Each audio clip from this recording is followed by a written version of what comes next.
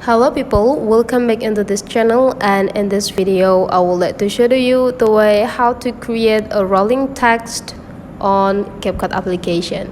So here I already have the blank video for 6 seconds, and let's create a rolling text. So the text will be rolled from this bottom into the upper side. The first thing you have to do is just add the text. Go click the text, go add the text, and prepare the text that you want to add. So let's do a rolling text here, and after you're done, you just need to go click done. You can also adjust in the font, style, effects, and anything you want.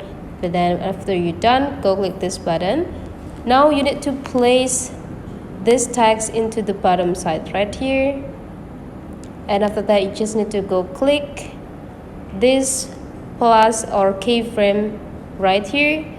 Now you need to drag until the straight lines is coming into the end of the clip, and now you just need to go click the clip and drag it until it's coming into the upper side. And now here is the result. So that is the way how to create a rolling text on a Capcut. Hopefully this tutorial today is useful for you. So don't forget to leave some comment, like, and subscribe into this channel, and I'll see you for the next video.